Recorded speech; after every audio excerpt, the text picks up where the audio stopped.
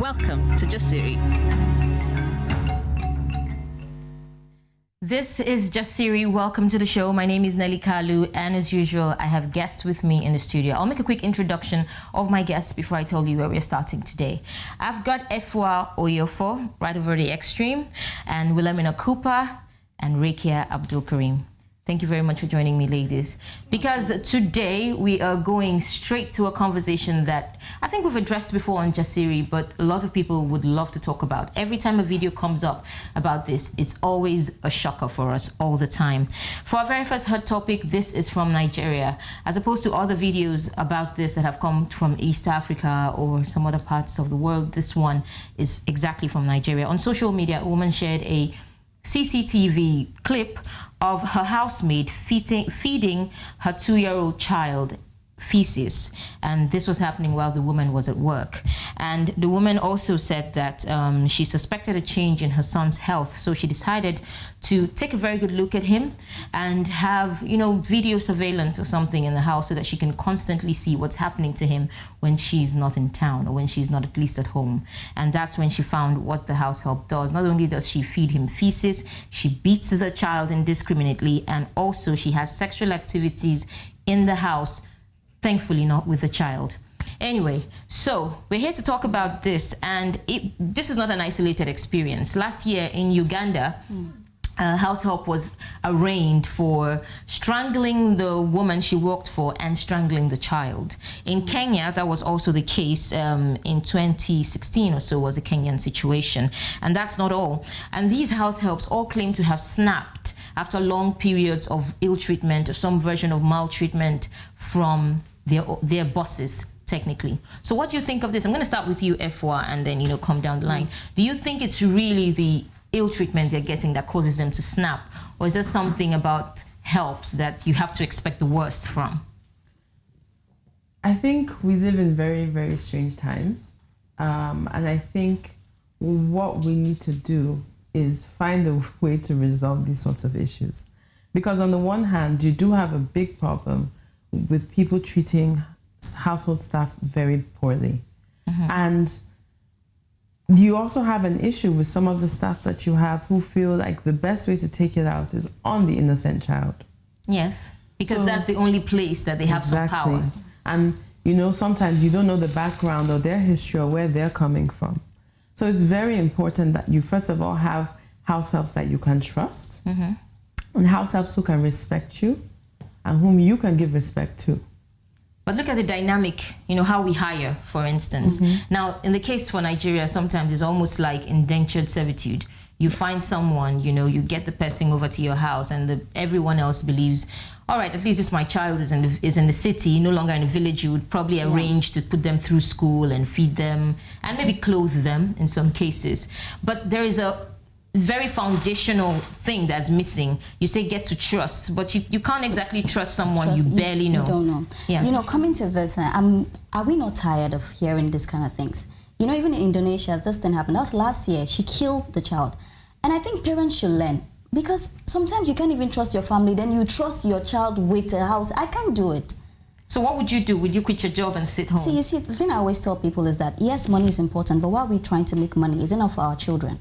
So if you are so busy, I need to go to work, I need to do that, I need to do that, and you leave your child with the house help, and maybe the house help is sleeping with your child, at the end of the day, what do you do with the money? You use it to take care of the child. So my mom always says something that if you know you're not ready, you don't have maybe a family member that is ready to take care of your child, and you feel that you give birth and just give your child to a maid, it's not right anywhere. But your family member, no, you could go ahead and speak it for you. Not Family right. member could be your mate. I must say, I think that's a great point, but I do wonder if we're not speaking from a place of privilege. Because when you have that sort of dynamic, you're assuming that someone's going to take up the slack for the lack of money that's coming into the household. So if the woman needs to go out and eat, there are so many single mothers, for example. What do? You know what I'm saying? If there's no husband to make sure that your household there's a roof over your head, you need to provide. And it's only if you can say, okay, let me open a daycare, then you can have your eyes on your kid. But other than that, you don't really have an option or a choice.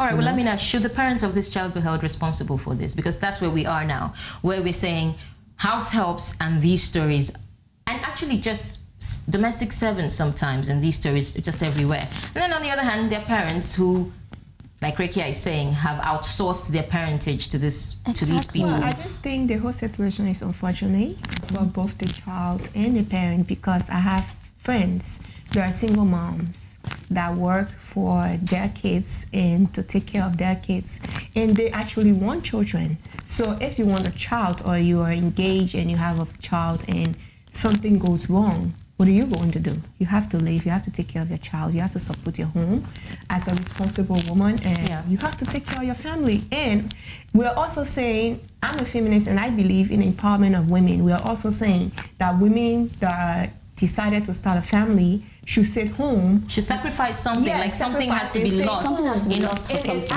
I don't believe in that. But you believe in it, Rekia. I believe that women can go to work, women can do this, and women can be carekeepers and caregivers and have children. It just also depends on who you're bringing into your home, which is interesting that this topic is on the table now, because I just saw a BBC story 2 days ago about the unhidden truth, or the unhidden something about house helps. So these people come from Uganda, the border between Kenya and Uganda. They are so poor, they don't have anything to eat. There was an orphan there whose mom and father died. She was being taken care of by her grandmother, who doesn't have anything. So she now has to cross the border into Kenya, sleep with her friends in one room that is below $15 to find a job. To find a job in somebody's house, so that she can be able to make change for her own, for herself and her own family, her grandmother. So she doesn't have any option but to go into a household and do that, which is unfortunate. There's a case right now in court in Uganda where they mistreated this girl, this house help. So it's both ways. It's unfortunate, but we just have to be better human beings. That's what I believe. Okay, Rekia, you say, I want to explore this for a while before we continue. You say a woman has to make that choice. Yes, I'm saying woman that you have to sacrifice something for something. Okay, we'll take a short break. We'll pick it up from there, I promise. We'll take a short break now, and then we'll continue.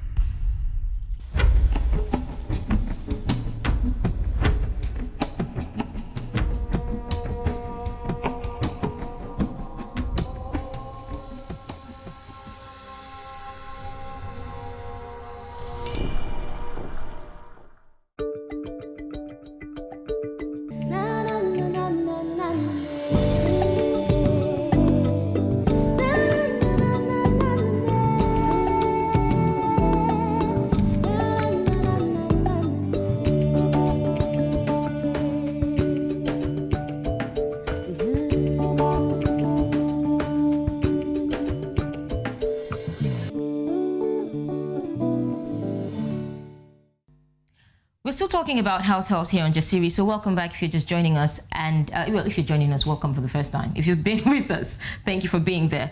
But we're speaking now about house helps and their ill treatment, but we've looked at it in a nutshell already. On one hand, the domestic workers claim that they're already ill treated, and this is whether men or female, male or female domestic workers, that they're very badly treated by their bosses, and that's why they snap. Then on the other hand, you can't seem to trust them if there's no trust, and sometimes even trust can be broken in that kind of setting. But Rekia believes that there should be a sacrifice for the woman. That's what you're saying. That's what I'm saying. Why isn't this on the both sides? Okay, why shouldn't there be sacrifice for the man as well? Nelly, I'm not saying that women should not work.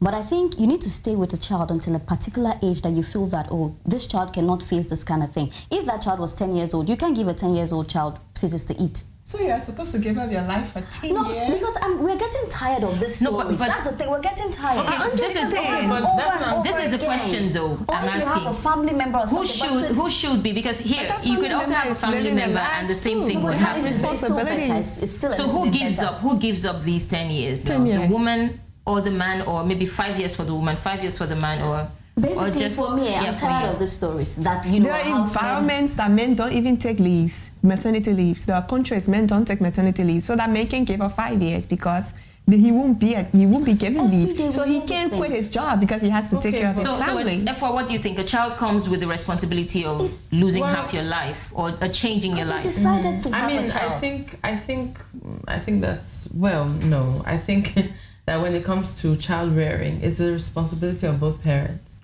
And it's just about that give and take. Every household is different. And every household, therefore, will have different requirements. So if you have a place where maybe the woman is earning 20 times more than the man, then the man should just kind of buck up. Exactly. Right? And take care of that child. All right. However, okay, I want to, yeah, however, totally agree however, with go that. ahead. I you know, agree with in that. African society, that's not usually the way. So that's now the question is, that's why I say it's a case by case basis, how they deal with it at home. Okay, let's draw our attention back to this.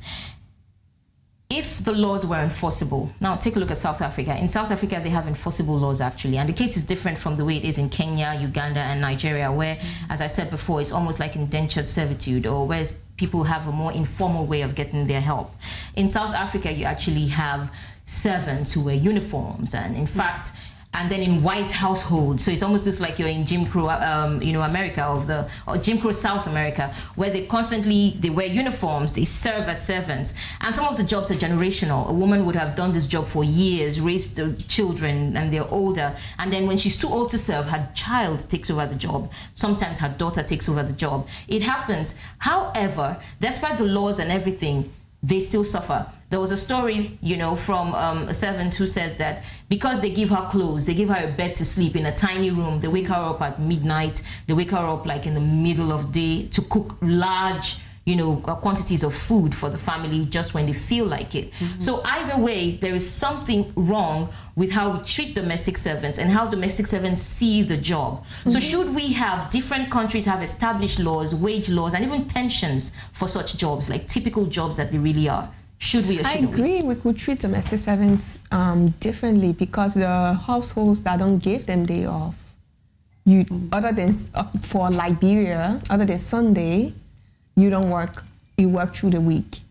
There are other households that you work, or you come in the morning, you work on Sunday because she doesn't want to cook or he doesn't, So it depends on what that household requires. So the laws should be household specific. So there's no specific laws for household. But should we have specific laws? I think there should be some sort of guidelines or something. Yeah, protection, because you're dealing with people in this informal sector and you're giving them no protection. Okay. Someone told me a story about a lady who came.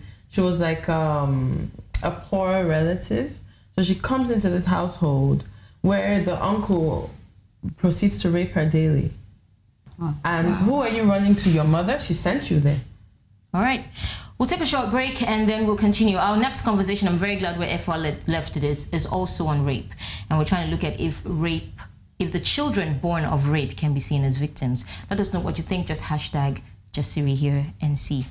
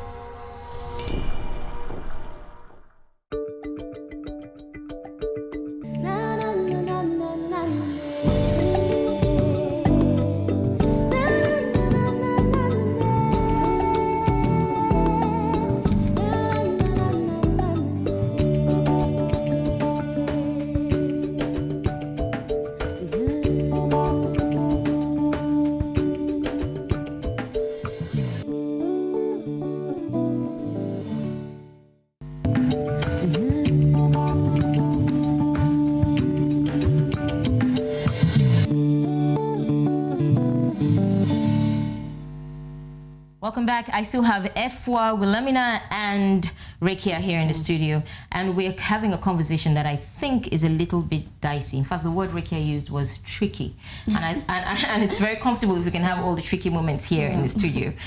Here's it, and I'm going to tell you exactly how the story goes.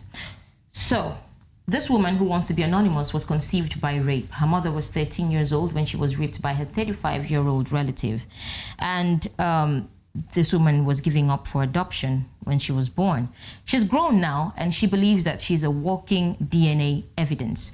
The reason she says this is because the case wasn't prosecuted before, because the courts claimed that there was no evidence to support this. So the man went free. Everyone is alive, of course, and she wants him to pay the price for what he's done, because according to her, if you need evidence, a DNA evidence that a person was raped, the child that's born out of rape is a perfect evidence for you. On the other hand, a famous writer called Jess Phillips, who's also a Labour MP for Birmingham, she says in the UK, she says that she considers children born of rape victims, and she believes that absolutely.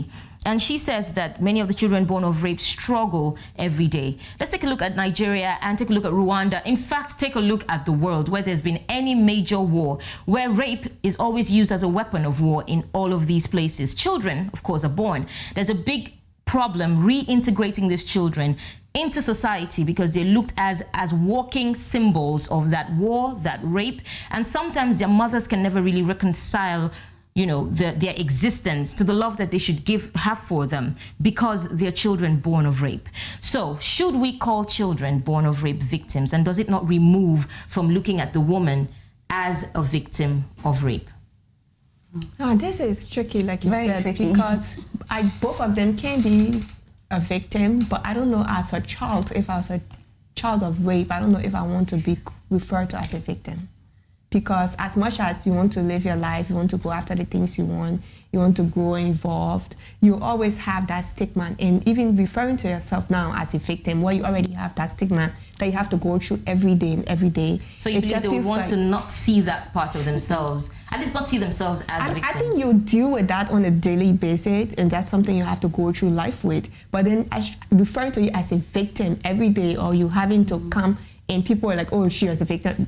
You don't need to be pointed out, or you don't need to stand out in that way, as much as it is what it is, and your parent is who your parent is, or your parents are, but you still cannot carry that burden outside of the fact that, yes, a reminder. What do you think, you already, that's how I feel. I think generally, Nelly, in the whole world, I think we don't even handle rape very well.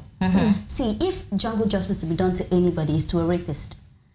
So the first thing, I don't even know why the woman didn't report that. Then how can you say... She was a child, 13, and they did report it, but the courts claimed that there was a limitation. Yes, it does have. Yes. You can prosecute. So why do people wait until after? Why do they wait? Because when you go to I don't know if you want to get into that. Yeah. Because, as we all know, right, what you're doing... We don't want to go into victim blaming. So someone's decisions for not reporting it aren't that clear-cut. Look at when women do report rape, what happens? Nothing. No. So my point is, if you report and nothing happens, where is the impetus to report again? If I know that when I go there, no one's going to believe me, then why don't we do something about it? Because it's really bad. Okay, so then that's what we should do something about, because that is where the problem even starts. Okay, but I said earlier that rape can be used as a weapon. I did say that, and the dynamic of rape in itself is power. Yeah. When you have power over someone, you never see a dynamic of rape that is without power. And I keep using the word dynamic for a reason, because when you start to break out, rape is an action that happens in such a wild occurrence. But when you sit back and look at it, you see that it's all about one person having either the physical brute force, which is power, the psychological one, which is also power, and whatever, advantage you had over the person who was raped. That is on one hand something the world is still trying to process and process fairly.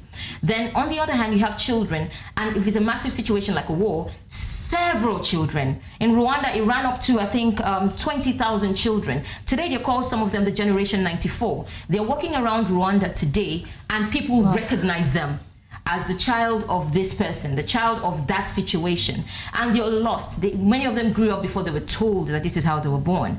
So in cases like that, that child could be seen by society already as a victim.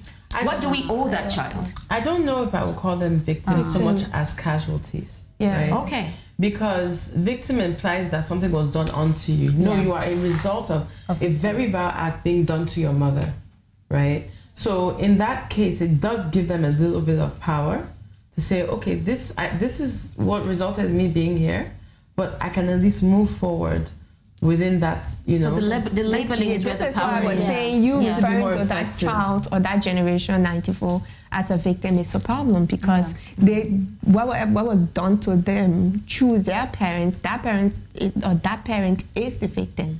So now you are the casualty of that victim. You can be a victim in your own way, because you carry around burdens and demons that you have to deal with on a daily basis. But to say you're a victim, as in I feel like maybe you are taken away from whatever happened to your parent. It could have been both of you are the victims, but mostly you as a child is so unfortunate because people, even grown up people, like the fact that somebody violates you or violates your body, take away your power. That's what you're talking about power, because once somebody does that to you, you feel like this person has invaded your personal space, has invaded your body, and that person has a power over you, and it also diminishes your power as a person. Do you feel she has a right to sue her father for the actions committed? She does. Do you think she would even find justice? No. Maybe she won't find justice, but then she'll have some answers. Maybe shame the person. Hang on, why? Her mother's alive. Yes, but why? Her mother doesn't want anything to do with this. Why? No, that's not. That's up to her mom. But at least she knows that the guy. I mean, just I don't know, some small investigation. She knows the age of the relative that's male that raped her. 35, so 20-something years older than her mother. To me, that's just, you can narrow it down, and at least when you're serving the papers, you were like, I have a reasonable expectation that this is the person who it is. Okay. You know, that's my own personal And based opinion. on DNA. This is. But at the end of the day, but she's DNA. Not. Maybe after such a long time. She's not going to get justice, as in you're going to persecute him, because rape has a statute of limitation. It does. Now, let me quickly ask, is she starting something, out of the blue?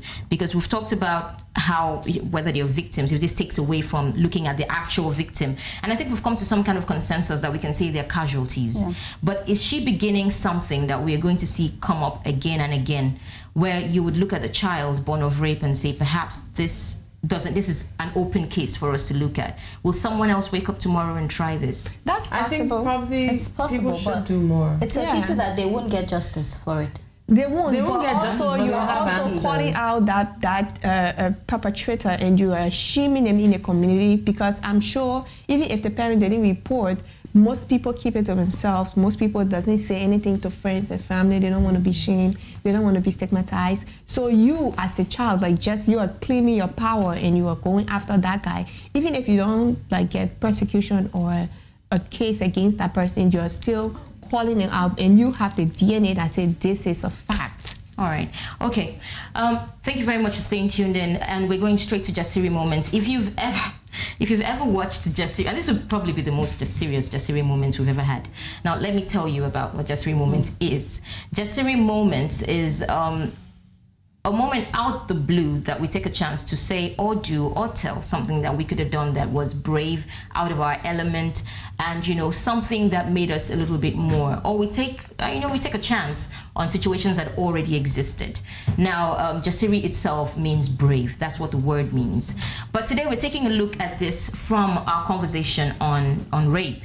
And I just want to ask, if you had the power to make a decision, to make a policy on rape that could allow a person find closure, for instance, what is the one brave move you would make? And I just want it to be, I don't know if you can say it in a word or just in a sentence, to tell me the one brave move you'll make in about 30 seconds. If you had the power to make a law that would actually stick for rape, I hate to say the word, but for someone who's been raped to find closure, what would it be? Where do I start? Oh, let me know you're ready. We had a law in Liberia. Yeah. Rapists, you are arrested, especially after investigation, you are put in prison. And I think that law was retracted after President Eli Joseph left. Yeah. If I had that power, that law would it would be written into law, and rapists will be arrested as soon as you're pointed out, arrested, and keep in prison until the investigation is done. In prison, jail, whatever. You have to be off the street. So long as you were named. Because kids and children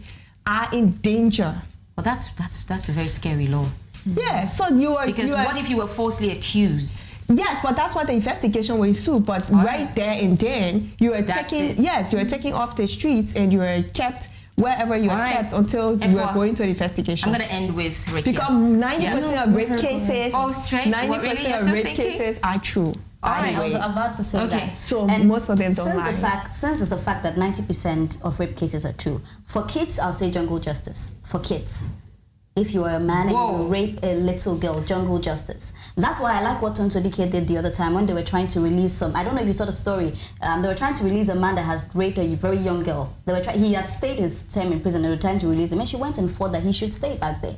For me, for kids, it's jungle justice, because if you can be that wicked to rape a kid, I think that you should be killed. And then for adults, I think you should be put life imprisonment. All right. Life in prison. Life. Okay, well, I Why, think... so what? No, you know what? Let me Life just in keep prison. going. Okay. I have questions. I think we should start, first of all, with when we look at men and the reasons why they rape, right? A lot of the times it's very cultural. Men are not the only rapists. No, they're not, but they are the primary perpetrators of rape, right? True. There's men and there's women, so choices are limited. But what I will first do is work on socializing the men and making sure that there are actual actionable consequences to even rape ideation. Because for me, we're only trying to address the thing, but once it's happened, and we're doing that very poorly. Okay, so we're handling it too late. Yes, we need So to you need start to, earlier. you want to come up with processes protect in which people. to deal with it before we actually get there. So I don't know why I'm out of time, because now I have more questions. Like Can I why? say No, something? unfortunately, I'm out of time. But what is it? The thing is that I think if we take a bold action, maybe you rape a little girl and you are killed. And you know another you're person going will to not do it. die. If that was the and case, you then know nobody that- would Yeah, steal but again. then Nigeria is again- full of jungle justice, and people still and then do it. the one thing I'll say before we go, I have with that, even though it's a great idea, is sometimes children are confused and easily manipulated. So if a child comes and says, "Uncle, this person raped me," but it was really Uncle, this other person, that guy has lost his life and his freedom for something that is... All right, okay. Some of the cases. I'm just gonna face my camera right now because I really wish I had asked this earlier, because I have questions. So he's dead for a kid, but his life imprisonment for an adult, like what's the difference? All right, that's it. My questions are going to stay in my head. I'll ask them after it. Thank you very much for joining us on Jasiri. Thank you very much, ladies. I've had Wilhelmina, she's Liberian, Efua, and Rekia are Nigerian. Thank you so much for joining us. Thank you. I'll see you again next week. Goodbye.